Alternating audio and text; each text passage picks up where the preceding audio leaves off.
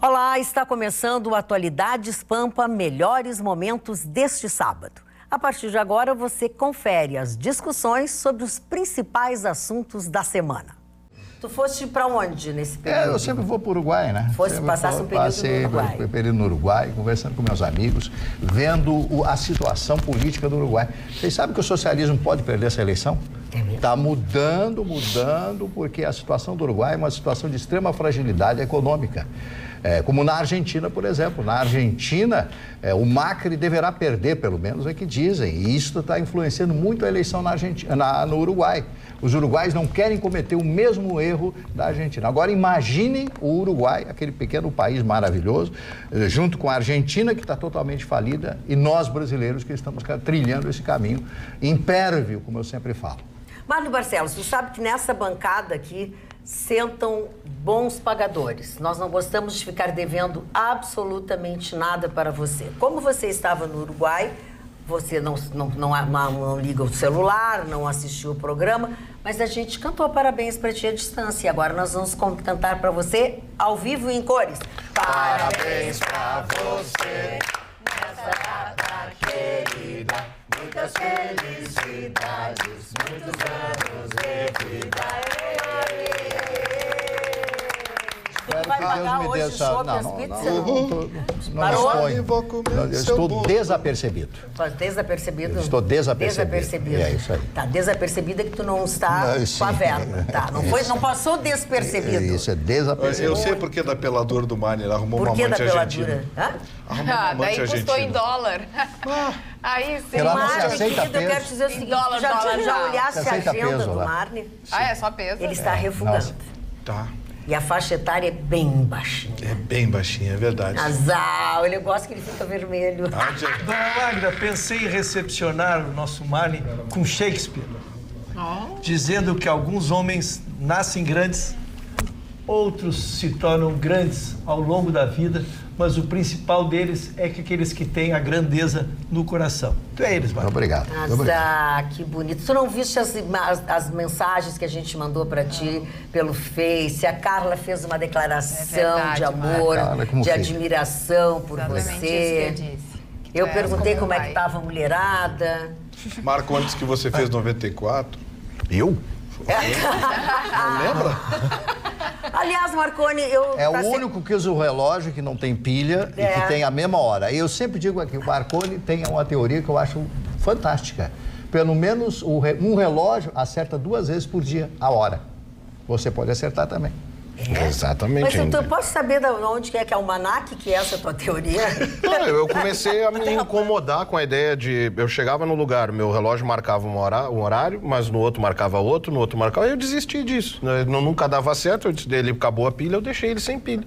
Mas continua usando. Continuo usando, por anos. Eu já nem me lembro da última vez. De vez em quando tu chega na hora certa e as pessoas... porque também. Agora, por exemplo, aqui ele tá marcando um horário que eu sei que ele vai estar certo 2 vezes ao dia. Independente Vocês pensavam que tinha alguém certo nessa bancada. Não tem ninguém certo nessa bancada. Independente Todos temos uma dose de loucura. Todos temos uma dose de loucura. Olha, aqui no Instagram, @atualidades.pampa, as pessoas já estão se manifestando. A gente colocou uma foto ali, bem bonita, com Marne Barcelos.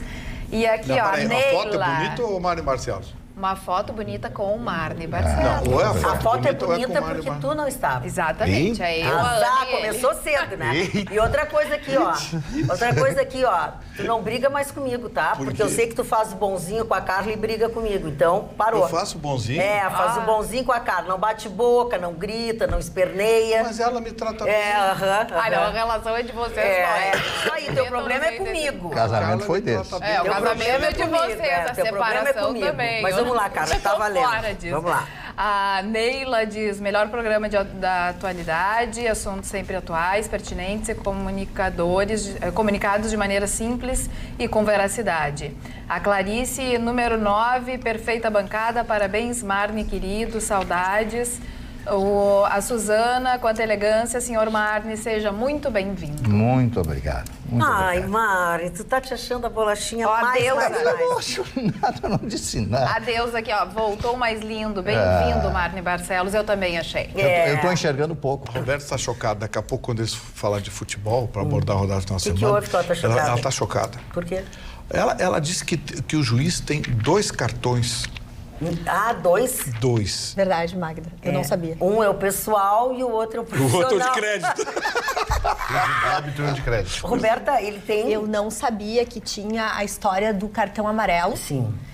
E o juiz pode dar cartão vermelho. Aí expulsa o jogador. Isso.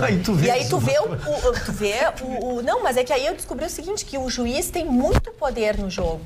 Claro, ele é o juiz, Roberta. A palavra é juiz. Não, mas é complicado. É flagrante que a Roberta sabe muito mais. Não, é porque pensa bem, eu assisto às vezes e o que eu mais vejo é homenzinho caindo, homenzinho não caindo, batendo no outro, machucando. Por que uma vez é cartão amarelo, depois outra é cartão vermelho e às vezes não é cartão nenhum? Aí a Ana estava me comentando que depende da ideia do juiz. Então a gente está na mão do juiz. Claro. Intensidade da falta. Se não sangrar, é amarelo. E se der 2 amarelos, aí o jogador é expulso. Não, mas é verdade, eu não sabia. E que tem agora um tribunal desportivo. E tu sabe que um amarelo em determinados 2 amarelos jogos é expulsão. tira o Vermelho cara é expulsão. lá do outro jogo. Porque ele levou mais um cartão amarelo, não pode jogar outra vez. Por isso que um expulso não perde o salário, porque ele não é expulso do time, ele é expulso do jogo. É isso, eu não sabia. Porque poucas pessoas, eu fui uma das que me surpreendi, porque mais de 20 pessoas ficaram desabrigadas nessa madrugada de domingo para segunda, justamente porque caiu granizo lá na região de Santa Vitória do Palmar, onde até a Defensoria Pública e também a assistência social do município teve que entrar em ação, porque 60 pessoas acabaram sendo atingidas, ficaram desabrigadas, depois foram realocadas. Então, aquela situação de que mais de 15 mil metros de lona foram distribuídos justamente para evitar maiores prejuízos, e isso tudo se dá uma frente fria que está chegando aqui ao Rio Grande do Sul. A gente fala quem estava curtindo aquele calorzinho, né? Não sabia se esfriava, se chovia. Então, o frio está vindo para ficar pelo menos até domingo, porque uma frente fria se aproxima. Então, tirem os casaquinhos, né? Bota a mantinha, porque não vai ser fácil. É mesmo, né? Mas de chuva também? Chuva também, porque é justamente uma queda de temperatura devido a um ciclone extratropical que vem do oceano. Então, agora teremos essa situação, essa reversão de temperatura aqui no nosso estado. Olha que bagunça, a gente tem calor um dia, frio no outro. Por isso que tá, olha o Marconi, como é que tá? Olha as coisas. Gripado. É uma esculhambação isso. A amplitude térmica é que faz esse estrago no organismo da gente. Claro, muito calor, o organismo temperatura. se adapta. Muito frio, o organismo se adapta. Agora esse sobe e desce. Nós somos campeões brasileiros de doenças broncopulmonares. E falando em nós, por que a tua manchete aqui no Rio Grande do Sul não faz parte do Brasil? O Rio Grande do Sul separou do Brasil hoje, a partir de segunda-feira, pelo menos na carteira de motorista. Ah, é verdade. É verdade. A gloriosa liminar dada pelo desembargador Rogério Favretto, da Justiça Federal, fez com que os centros de condutores, os CFCs aqui do Rio Grande do Sul, mantivessem a cobrança do simulador e outras taxas. Eu não vi o conteúdo da liminar, mas é possível deduzir, principalmente por conta do desembargador, né? Ele é aquele que queria soltar desesperadamente o Lula no final de semana e que, portanto, uma decisão do Bolsonaro que beneficia a população, certamente, ao ser contrariada por sindicato, porque foi um sindicato que intentou a ação, teve sucesso e teve deferimento. A gente espera ansiosamente que a turma que vai analisar o recurso casse essa liminar e deixe o Rio Grande do Sul fazer parte do Brasil outra vez, ou seja, a gente tem a carteira de motorista mais barata. Eu quero falar sobre um Rio Grande do Sul que dá certo, um Rio Grande do Sul que pega a sua bancada, a bancada gaúcha de Brasília, no Congresso Nacional, reúne essa bancada, conversa com o governador, com a equipe do governador na área de segurança pública e firma parceria.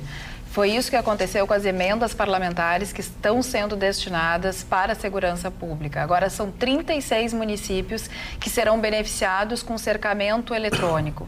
Os números não mentem. A diminuição de roubos e furtos de veículo é muito grande em comparação a 2018. Caiu 31% até agosto. 2019 em comparação até agosto de 2018. Os homicídios caíram. E uma coisa leva a outra, porque a gente sabe que estava desenfreado essa questão do roubo de veículos, muitas vezes com latrocínio, porque matavam a qualquer, né? Banalidade. Quantas vezes a gente viu notícia da mãe que estava na frente da escola esperando o seu filho e aí foi abordada de certa forma, se assustou, não é nem reação, é um susto, já leva um tiro na cabeça e o bandido já mata por qualquer coisa. Então, assim, ó, as coisas positivas do nosso estado, essas parcerias e que vão continuar acontecendo, porque agora é o cercamento eletrônico de 36 municípios. Depois, são equipamentos na área de informática, em rádio e tudo mais, iluminação, forças de policiamento. Isso. Então, assim, que as emendas parlamentares cheguem no destino certo. Sem dúvida. A notícia vem da penitenciária de Canoas. E a penitenciária dela. Penitenciária de... Não é minha, já abandonei esse barco há muito tempo. Por isso que tá essa gandaia. Tá gandaia total. A gente já comentou várias vezes da penitenciária que abrigaria pessoas presos, enfim, de menos periculosidade, com crimes menos perigosos, que não pertencessem a uma facção criminosa e tudo mais. E foi isso que aconteceu a princípio, mas teve lá um motim a partir das 20h30 desse domingo e eles fizeram como nos outros episódios, queimaram colchões, enfim, cobertores e tal. A polícia teve que entrar, daí teve uma intervenção da polícia na rua, que tinham familiares e tiveram que usar algumas técnicas, enfim, para dispersar, né, as pessoas que estavam ali. E o que a gente percebe é que nem a penitenciária de Canoas escapa disso. O argumento é que eles vão colocar um scanner... Um scanner, né, na pessoa. E aí eles fizeram um motim porque não querem. O scanner. E o que é pior, mandaram uma carta para o juiz falando que eles são maltratados, que eles não têm alimentação, água. Que eles não têm água. Olha o Vitorino como fica com a carta. Olha lá as ações táticas ali. Bandido tem que ser tratado como bandido. Aí alguém vai dizer, mas cadê a humanidade? Pergunta para as esposas dos homens que eles mataram. Pergunta para os filhos das pessoas que eles mataram. Pergunta para os maridos das mulheres que eles mataram. Pergunta para eles o que eles acham de humanidade, como é que se trata com humanidade. Todo mundo pode errar. Sim, pode errar, mas errar 1, 2, 3 vezes, tem gente ali que já matou 3, 4. Então vamos parar com essa hipocrisia.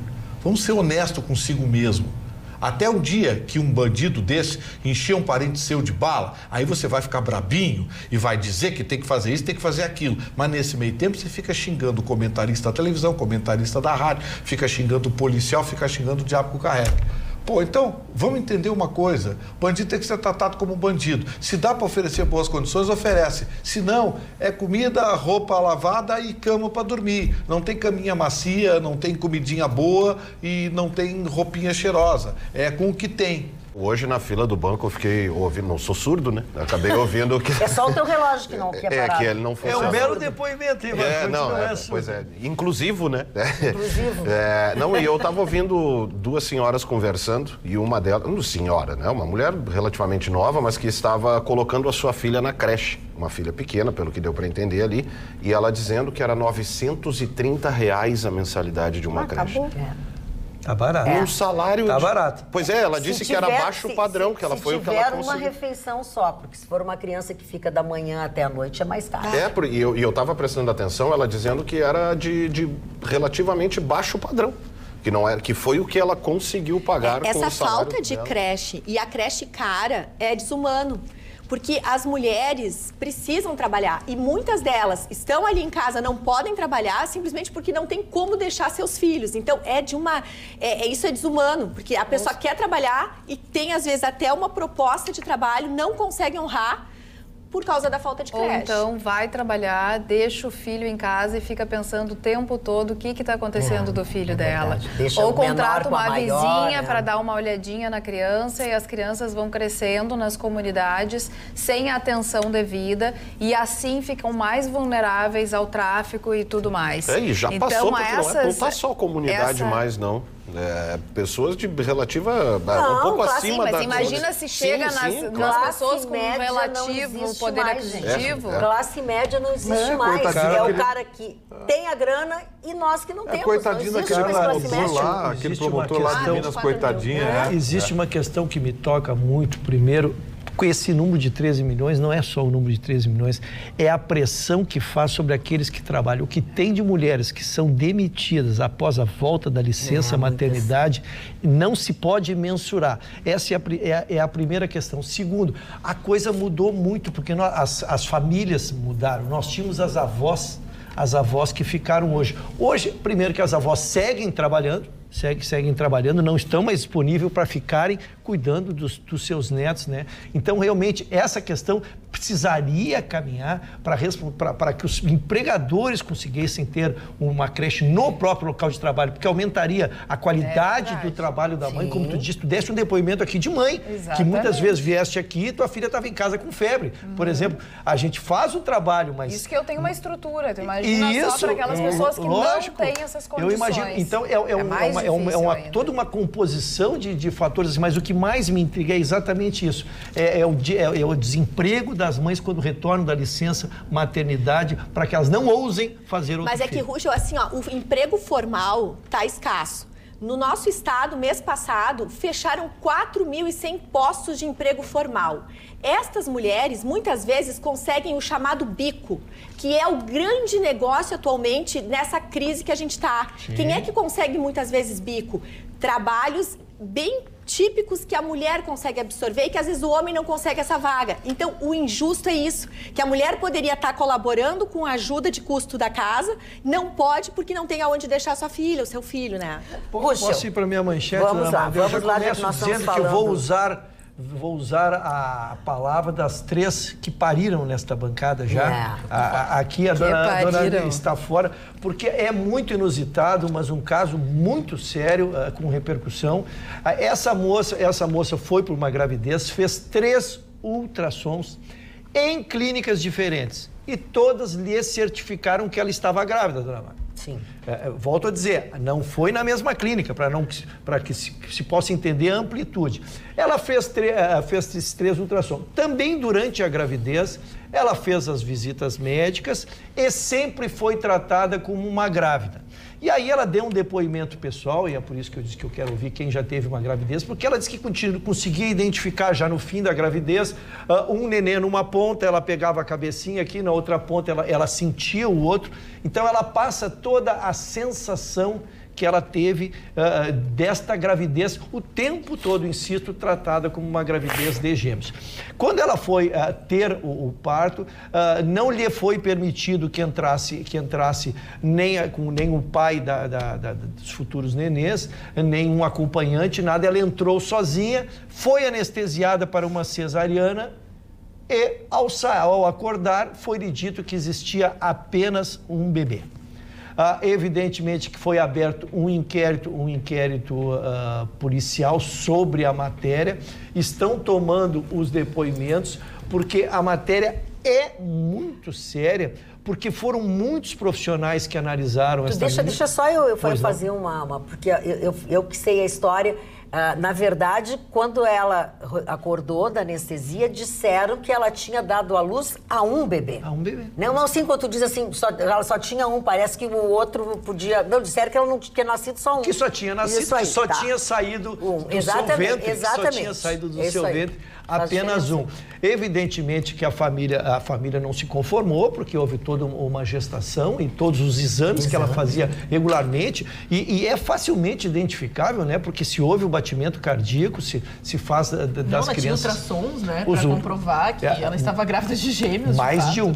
E aí foi aberto o inquérito policial. Então, se está na fase de depoimentos, o inquérito foi aberto primeiro com a possibilidade de erro dos ultrassons, embora ninguém consiga explicar como é que clínicas diferentes, né, com aparelhos diferentes, teriam provocado o mesmo erro. A matéria é muito singular, muito séria. Eu consigo prever o dano moral a esta moça, porque eu imagino tu teres uma gravidez de um nenê e perdê-lo é terrível. Tu ter a gravidez, da certeza de 2 nenês e dizerem que tu só tem um, ficará aquela sensação, aquele vazio, aquela dor, né, muito grande que ela terá que conviver. Então eu queria um depoimento para ver se não é possível, para quem já deu à luz e convive 9 meses com uma barriga, se elas poderiam se enganar tanto de ela ter a percepção, não quero nem entrar nos aparelhos, mas ela ter a percepção de que tinha 2 nenês dentro de si, né?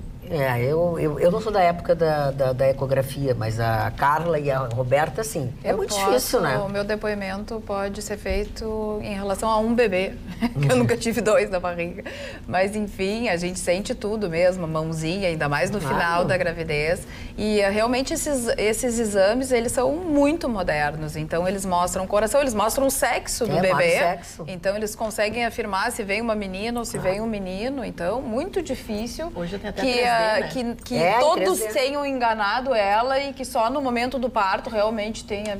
Então tá faltando um corpinho ainda. Tá faltando uma criança. Tá faltando uma criança. Para piorar, a gente tem um histórico de, infelizmente, um comércio erros, né? até inclusive o comércio de crianças.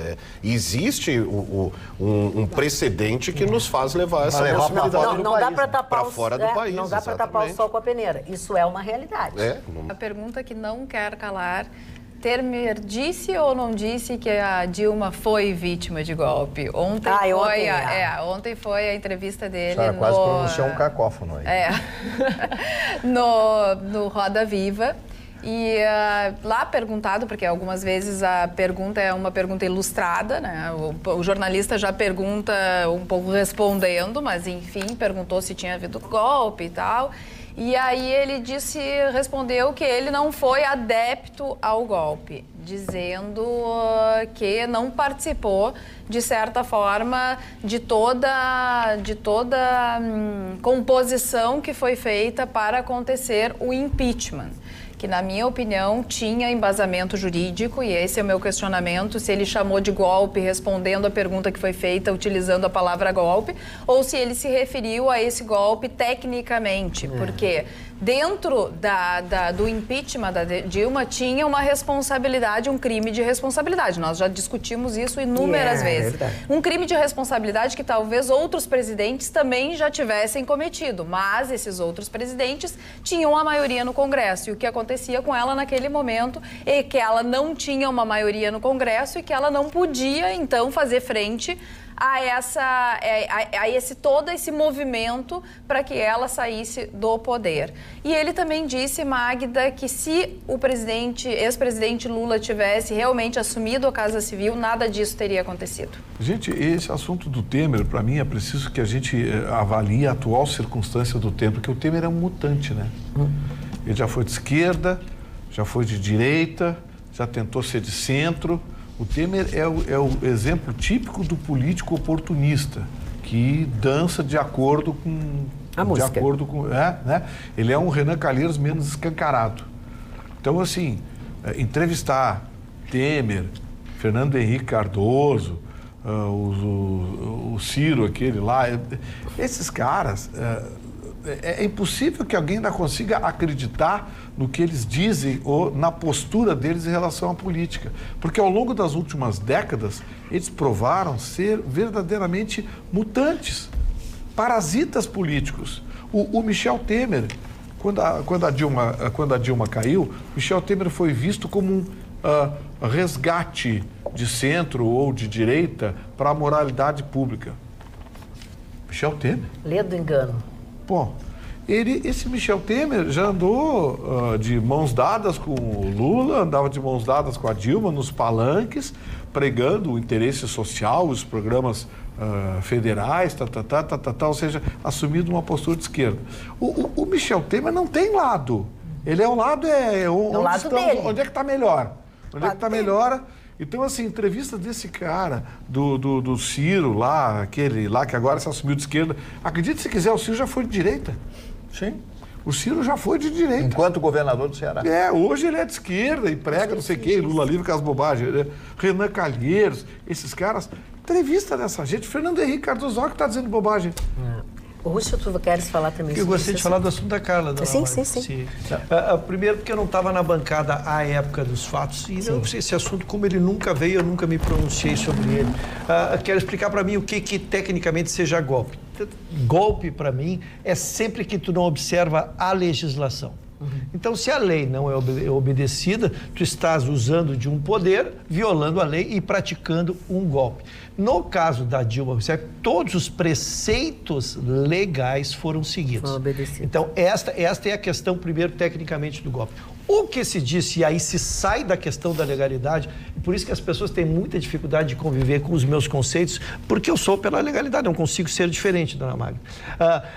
O que aconteceu é que o motivo legal que levou a Dilma a ser, eram metidos, como disse a cara, repetidos por governos, que são as chamadas pedaladas fiscais que sempre existiram. Bem, mas caberia então a ela, não é porque os outros fizeram, ou se fizeram lastreados numa cobertura política que ela não detinha. Então ela foi legalmente empichada, sim, né? E este, para mim, é um conceito técnico. Agora, se os políticos fizeram isso se aproveitando, bem, ela é que teria que ter se protegido. Dona Magda, a situação política da época, eu me lembro, parece que foi ontem. Primeiro, o Brasil estava num caos total, um caos econômico total. As pessoas não aguentavam mais o governo da Dilma.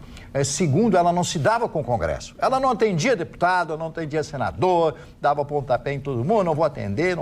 Ela tem um temperamento difícil, eu não a conheço pessoalmente. Aliás, falei com ela uma vez, há muitos e muitos anos atrás, não a conheço o temperamento, só sei o que as pessoas falavam, as pessoas que se relacionavam com ela. Então, ela não tinha o trato político, como, por exemplo, tem o Lula. O Lula tem um trato político. Ele trata aquelas conversas dele e tal, as pessoas gostam dele, etc. É outra coisa. E o fato mais importante é se ele realmente, o Temer, falou a respeito disso, ele como professor de direito constitucional, dizer uma barbaridade dessas, que foi um golpe, que não foi golpe, como disse o doutor Ruschel, com absoluta precisão, foram obedecidos todos os preceitos, conceitos, etc, constitucionais. Então, foi absolutamente legal a interrupção, o impeachment da senhora Dilma. Não se queixem, aquilo aconteceu naquele momento. Como estão tentando agora também criar um motivo para, num futuro não tão longevo, pedirem um impeachment do próprio presidente Bolsonaro. Ou não estão criando isso aí? Não, estão criando. Carla, eu só queria te dar um dado que tu não tinhas quando tu falaste, Carla. Na verdade, como no Intercept havia referência de um texto que ele teria dito que a Dilma tinha sido levado um golpe, então a pergunta foi induzida já dizendo para ver se ele confirmaria o Intercept, o supostamente dito no Intercept. Sim. E aí ele foi e confirmou as palavras dele mesmo. Ela disse que, é por isso que eu falei na pergunta ilustrada, porque quando ele respondeu, ele disse assim, eu não era adepto ao golpe, no sentido de não fazer uma movimentação para que o crime de responsabilidade, as pedaladas fiscais, fossem parar no impeachment. Então, ele disse, na minha interpretação, que ele não participou deste movimento, porque foi um telefonema do Lula com ele, tentando fazer com que o Temer desse uma ajeitada nessa coisa, e ele disse nesse telefonema, dizendo que ele não era adepto ao golpe, e aí se referindo, então, acredito eu, ao movimento, mas não tecnicamente que houve um golpe, porque na verdade não houve um golpe, houve um processo legal, como disse o Ruschel, obedecidas as regras. O que acontecia na época era uma presidente fraca, com uma população insatisfeita, indo às ruas, e os políticos entenderam naquele momento que utilizariam as pedaladas fiscais com uma peça bem embasada, feito por juristas importantes, técnicos no direito. E aí a Dilma acabou caindo porque não tinha força dentro do Congresso também. Eu quero falar a respeito do jornal O Sul. Eu leio todos os dias o jornal O Sul, eu já contei para vocês, porque é o jornal que mostra os diversos articulistas que nós temos no Brasil. Aqui do Rio Grande do Sul nós temos o Burdi, Flávio Pereira, e temos a nível nacional o Cláudio Humberto. O Cláudio Humberto estampa na sua coluna assuntos variados. E das partes da sua coluna chama-se O Poder Sem Pudor. E ele trata aqui de um grande autor russo chamado Dostoiévski, Fyodor Dostoiévski, que tem uma obra fantástica chamada Crime e Castigo, que conta a história, se não me falha a memória, de um jovem que quer ter a sensação de matar uma pessoa. Então ele mata uma senhora, uma idosa, para ficar ou tentar ficar com a fortuna. Não vou contar o livro para vocês. Mas o que acontece com esse livro Crime e Castigo? Quando Petrônio Portela foi senador, e agora vamos entrar na classe política, ele tinha um irmão que era um senador biônico chamado Lucídio Portela. E esse senhor era conhecido pela sua burrice, digamos assim, né? Eu posso usar esse termo. Então ele cita Dostoiévski no meio da sua peroração, do seu discurso, porque realmente Dostoiévski e tal. E aí um senador daqueles galhofeiros olha para ele e pergunta: muito bem, meu senador, o senhor leu Crime e Castigo de Dostoiévski? Ele olhou bem sério e disse: li os dois. Ai. Só ele riu. Pessoal aqui não gosta. Eu não sei se vocês não prestaram atenção, mas foi Eu fantástico. acho que eles não prestaram atenção. O senhor Vitorino sim, mas eu estava passando uma cola pro Chicão. Eu estava lendo as mensagens. Crime e Castigo é um livro fantástico. Junto com os irmãos Karamazov, Noites Brancas, são os três. O último é um conto, né? Então não é um conto como livro, mas é um conto, foi editado, etc. Mas Irmãos Karamazov e esse Crime e Castigo, que é uma obra fantástica, porque dá início ao romance psicológico, tratando do aspecto psicológico do protagonista do livro, que é esse jovem que mata essa idosa e que depois fica com medo porque a irmã e a mãe são muito protetores, e como é que a mãe vai saber, e como é que vai acontecer na minha vida. Ele acaba, no final, vou contar para vocês, ele acaba preso, né? Não, mas eu vou contar.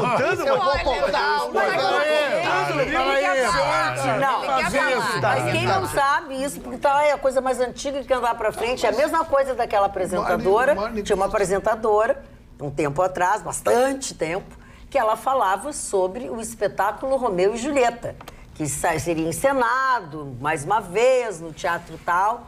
E ela disse assim: mas o final eu não vou contar pra vocês, o final é surpresa. Ufa. Eu digo, Romeu e Julieta, uma releitura. Surpresa? É releitura. Mas esses escritores russos aí, o Smirnov, Strogonoff, esses caras... Strogonoff?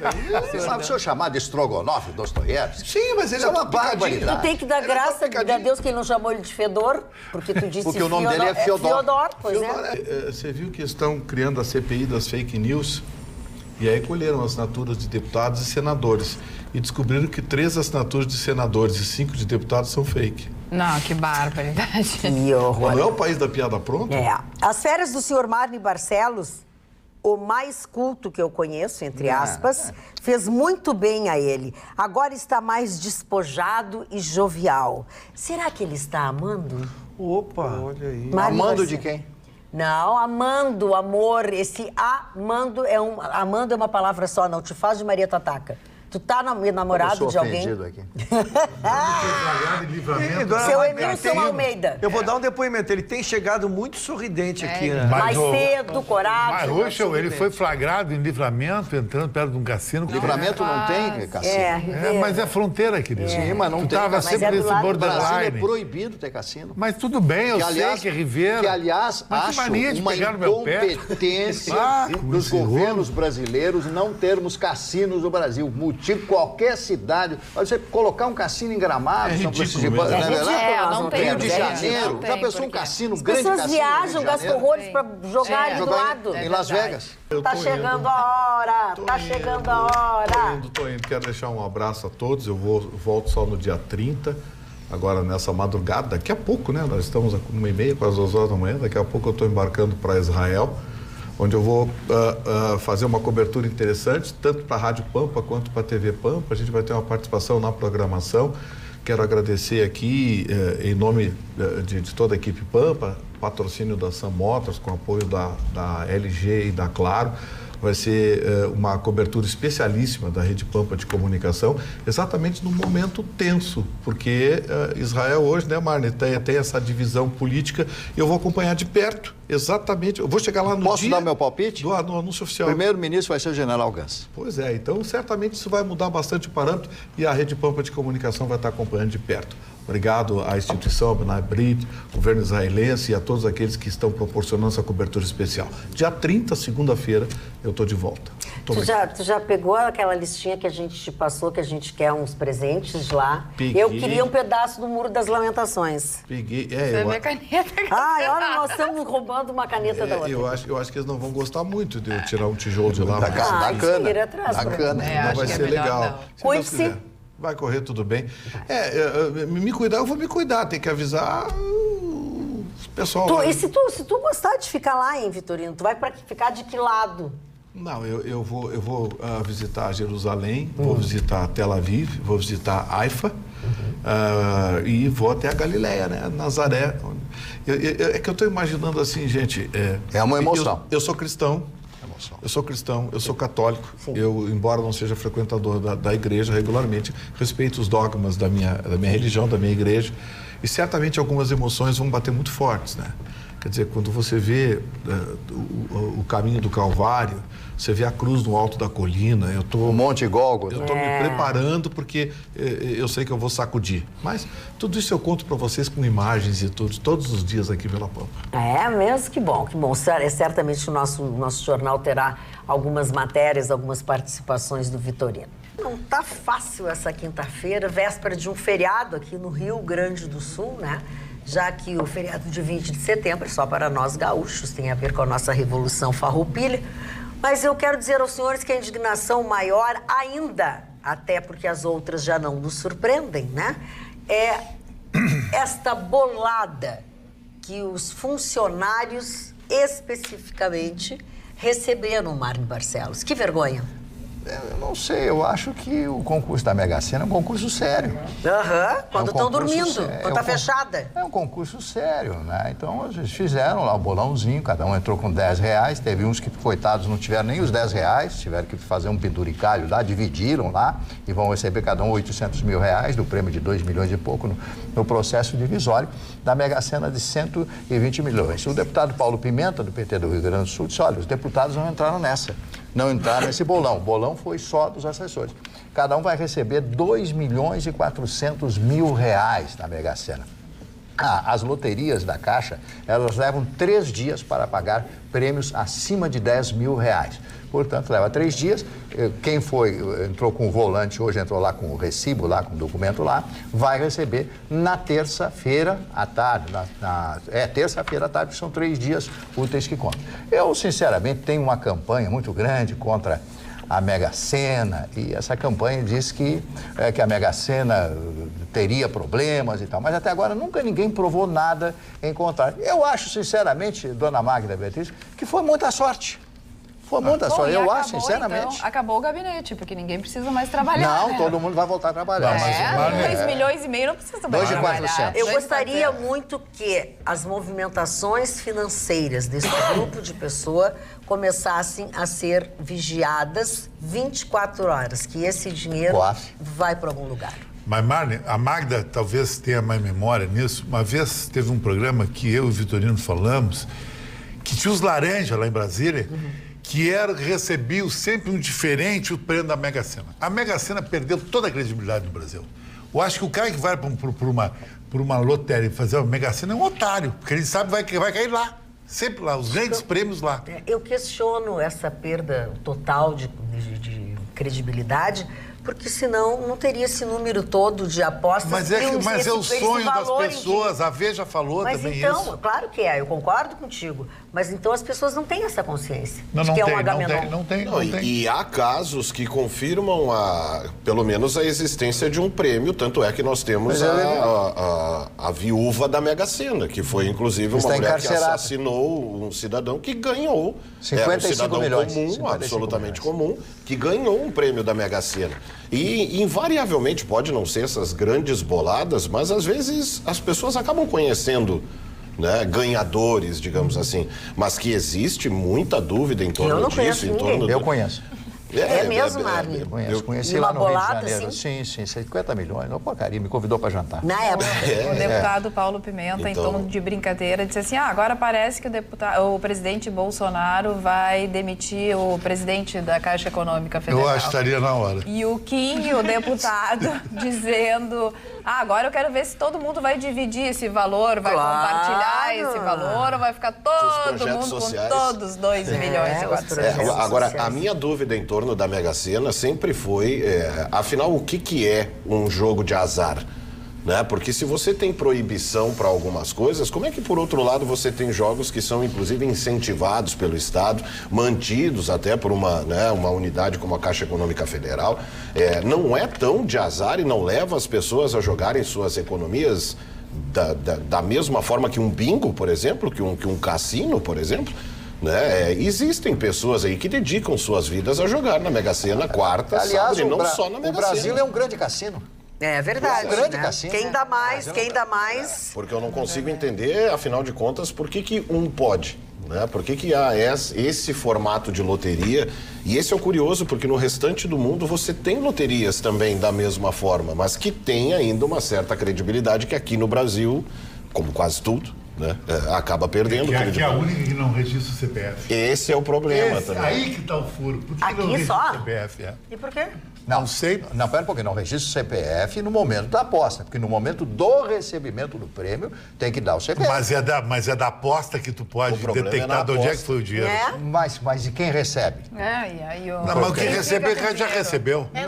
De fato, é que começa porque justamente as premiações, as pessoas até se surpreendem porque tem cidades e às vezes as cidades são as cidades sortudas. Até algumas pessoas que eu conheci se deslocavam para uma geograficamente, cidade, né? onde, já temos satélite de Brasília. A gente coloca as próprias loterias, fazem como incentivo para as pessoas que ali apostam, colocando aqui o vencedor do tal sorteio, aqui você tem sorte, aqui não sei o quê. Então, justamente pela falta de esclarecimento a respeito, porque essas mesmas cidades sempre são escolhidas, quem são essas pessoas, e a gente lembra o golpe do bilhete, que as pessoas às vezes furtavam os bilhetes premiados, chegavam para retirar a premiação, e daí até a pessoa, então assine o bilhete, então coloque seu nome, coloque seu CPF, para que assim você não seja roubado, não seja logrado se caso for ufelizado, mas é a realidade. Se no momento da compra, no momento da aposta, não sabe quem vai retirar o bilhete, como é que se esclarece? Ana, você é uma jornalista. Eu te pergunto o seguinte, você já esteve nos Estados Unidos. Os grandes cassinos de Las Vegas já fizeram até filme sobre isso.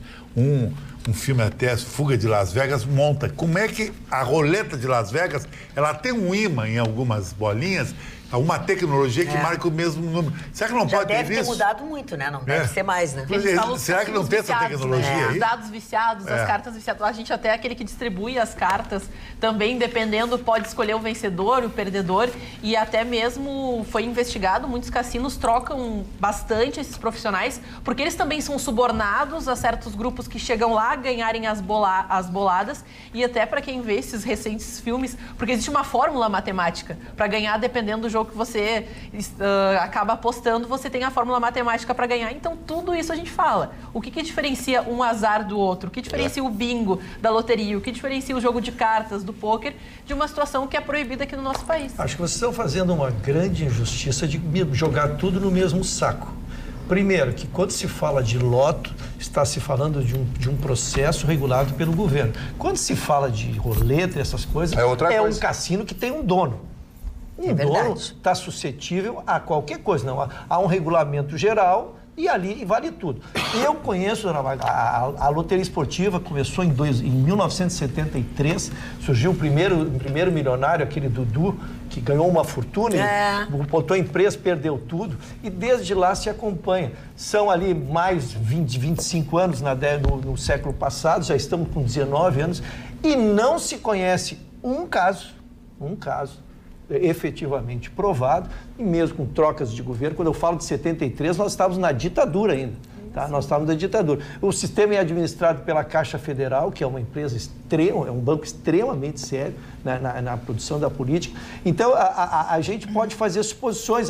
Quando às vezes sai um valor muito alto para uma cidade lá, né? Então se fica assim, naquela cidade, porque nasceu não sei quem, lá morou não sei quem, né? Mas ficam essas suposições, mas fatos fatos hoje, com toda a auditoria que existe nesses sorteios, com todo o controle, com a troca de direções que existe na Caixa Econômica Federal, eu acho que se houvesse essa possibilidade de manipulação, impossível que em 40 anos não tivesse vazado uma informação. Insisto, começou na década de 70, que era o governo militar, depois veio o governo do MDB, depois veio o governo do PT. Mas a loteria esportiva e agora é mais já difícil. estamos com 9 meses do outro governo. Tem que comprar 12 jogos. Né? É bem interessante todos esses dados que tu estás levantando, mas o curioso dessa história é que a gente está falando de uma situação em que ganha uma grande bolada, justamente pessoas que trabalham para um partido que realmente, infelizmente, saqueou os cofres do governo federal. E para ganhar na loteria, a chance de uma pessoa ganhar na loteria é 1 em 50 milhões. Então, realmente, essa situação é curiosa. Que a ilação que tu faz é uma ilação que cada um pode fazer o que quiser, a ilação que quiser fazer. Eu só estou dizendo que nós estamos agora sobre um novo governo, nós estamos sobre um novo presidente da Caixa, nós estamos sobre uma nova diretoria, com todas as auditorias que ainda existem. Então, nós temos que lançar a suposição. Então, a teoria da conspiração... Não, é caso até de piada. Contraditar a teoria da conspiração. Eu gostaria de ver dados, alguma coisa que pelo menos dê abertura de um inquérito, que se possa sinalizar. Eu entendo que mais do que isso serve como um motivo de brincadeira, de piada, porque é uma situação, no mínimo, acachapante para quem está desempregado, para quem está aí pegando seu saláriozinho, ver uma situação dessas. É engraçado, no mínimo, mas eu concordo com os teus dados. Eu quero te dizer, Roberta, que citei que existe desde 73 e nunca joguei e até hoje não jogo. Não? Né? Não jogo. Por uma questão filosófica minha. Eu não jogo, mas não por desconfiar do sistema. Estou dizendo que não jogo por princípios meus. O que a gente teve foi o contrário. Lembra? Eu só não me lembro o nome do parlamentar que usou como argumento ter ganho mais de 200 vezes. Aí era diferente. É a inversão. Era diferente. Ele usou para esquentar. Era diferente. Para esquentar o meu dinheiro, eu tinha havido uma quantia mal a vida, vamos dizer. Comprar um bilhete premiado. Aí o Mani estava com um bilhete premiado de 10 milhões. Eu te dou 20 e me dá esse. E aí ele esquentava. Ele usou a ferramenta a seu favor, foi o contrário. Era uma negociação. Sim. Gabriela e Wilson Rosa, sejam bem-vindos a esta bancada, neste feriado de 20 de setembro. Gabriela, que está sempre em contato com os senhores através do telejornal. E o Wilson também é o nosso repórter, os dois também são os nossos repórteres. Homem do helicóptero. Ele é o nosso homem do helicóptero, exatamente, é o Wilson Rosa. Estarão conosco hoje, trazendo também as informações para todos nós. Senhor Ruxo. Pô, este que vos fala, né? Sempre atento à sua disposição. Eu folgo em vê-lo hoje nessa bancada. Pois não, principalmente que o senhor tá com pega-rapaz hoje de novo, né? Pega-rapaz é bom. Mas tem ali... É o capacete que me derrubou. Agora melhorou. É o capacete. Eles ficam agora implicando não tá mais de pega-rapaz. Eles ficam implicando que é peruca, dona Maria. Não deixa. Acabou o pega-rapaz. Diz que é original. Vamos à sua manchete, por favor. Manchete que eu tento recuperar uma imagem pela importância da notícia, dona Magda. Não minimizando nenhuma outra notícia. Mas essa matéria ela vem desde a eleição do governador. Ele fez um compromisso público de que não venderia o Banrisul. A partir dali, como se sabe, o Banrisul é a menina dos olhos, é um banco estatal, um dos poucos que permaneceram no país, um dos poucos que resistem, que dão um lucro extraordinário para o governo, e é desejado a sua privatização pelo governo federal. Então se estabeleceu primeiro a discussão política, que para o Rio Grande do Sul pudesse assumir o Refis, ele teria que ceder a privatização do Banrisul. O governador sempre se manteve firme nessa questão, dizendo que não o faria, cederia às outras 3 empresas, mas o Banrisul não entraria. Bem, foi anunciada, então, a venda do Banrisul.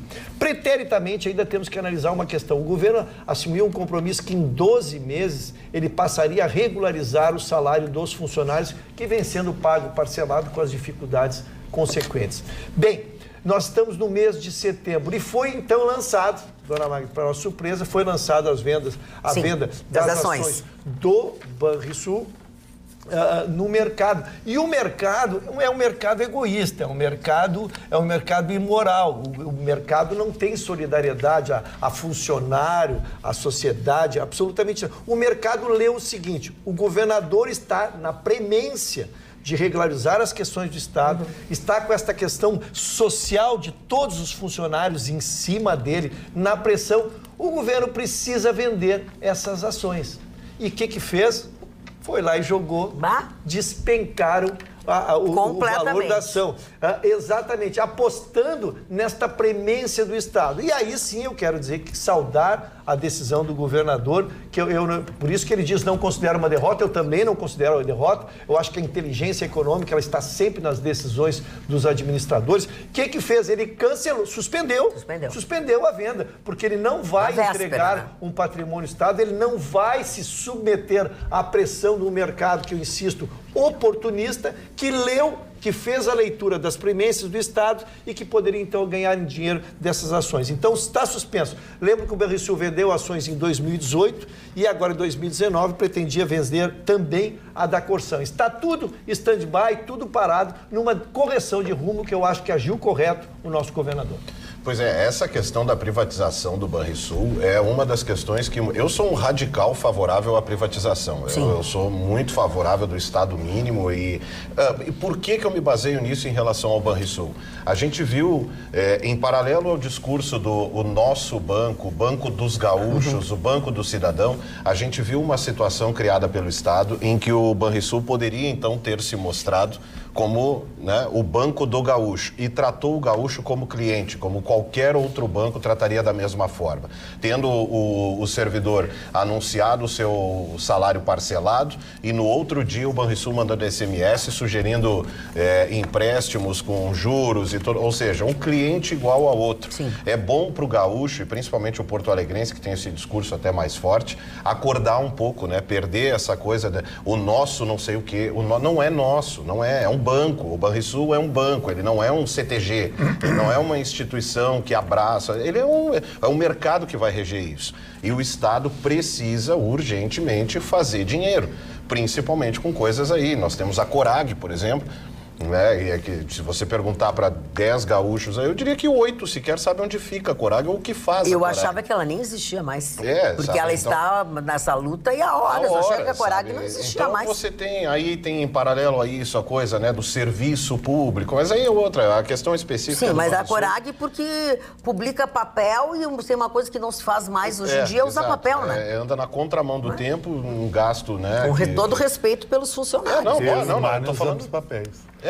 Mas eu também, mas a gente é pré-histórico e não trabalha para o governo. Dona Desculpa, Marconi. Não sei se o Marconi terminou. Eu só queria... Eu dei a notícia e agora queria me manifestar, então, sobre a questão que ela... A questão de nós defendermos os bancos estaduais é porque alguém tem que fazer o serviço que ninguém quer fazer. Tu não vais achar que o Brasil... Não vou citar, não cita nomes de banco. Tranquei na hora. Mas que uma instituição bancária privada vai ir lá no interior, a 550 quilômetros, fazer política bancária. Ele não faz.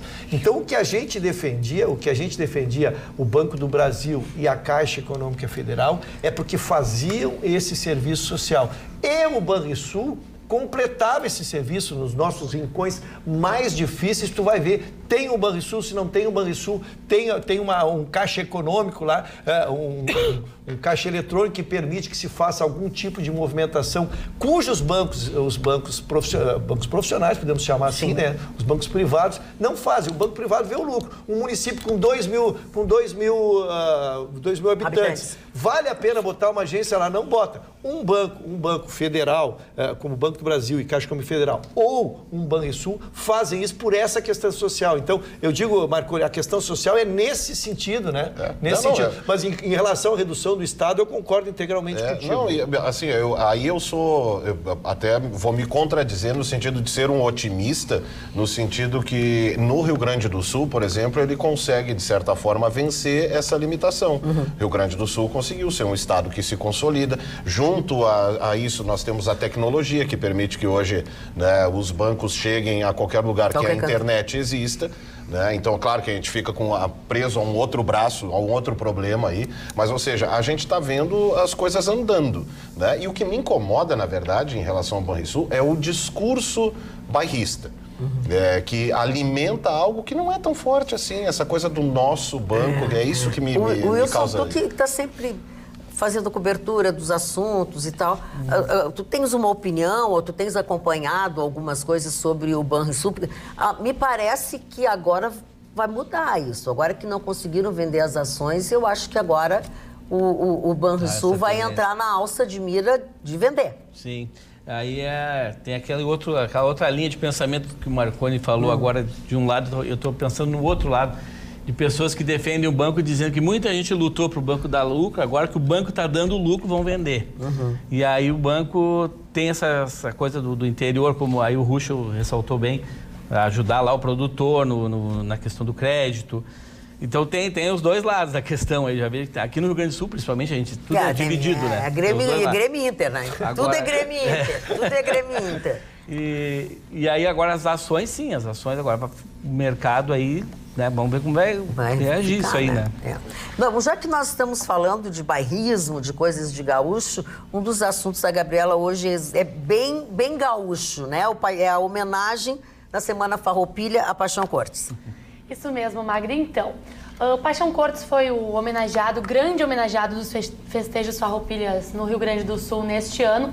E a reportagem da TV Pampa acompanhou todos os dias o acampamento. Nós fomos aqui no acampamento Farroupilha em Porto Alegre. E também eu antes estava comentando com os guris ali o que dá mais público. Se é o 7 de setembro, desfile de 7 de setembro ou o desfile de 20 de setembro.